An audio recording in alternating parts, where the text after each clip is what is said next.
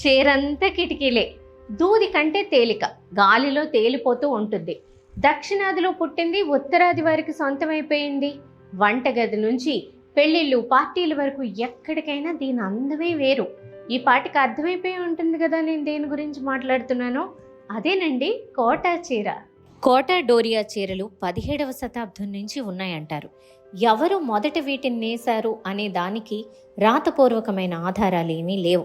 అయితే మైసూర్ నుంచి నేత పని వాళ్ళు రావ్ కిషోర్ సింగ్ పిలుపు మేరకు కోటా వెళ్లడంతో ఈ నేత అక్కడ స్థిరపడింది.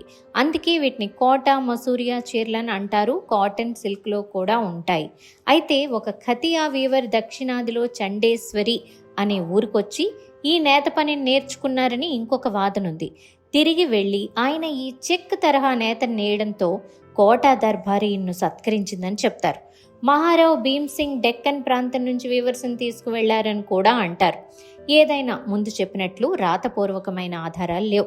ఈ నేతను ఖత్ వీవ్ అంటారు. ఇందులో ఒక్కొక్క గడికి 28 యాన్స్ ఉంటాయి. గాలిని నేస్తే ఎలా ఉంటుందో అలాగే ఉంటాయి. 200 గ్రాముల కంటే తక్కువ బరువు ఉంటాయి. మొదట్లో టర్బన్స్, ధోతీస్ నేసేవారు. తర్వాత చీరలు మొదలుపెట్టారు. GI ట్యాగ్ ఉంది.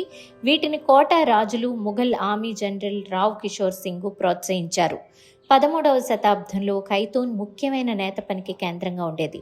1707 నుంచి 1720 మధ్యలో వీటిని నేయడం మొదలైందని శారీస్ ఆఫ్ ఇండియా అనే పుస్తకంలో రాశారు. ఇది కోటా కథ.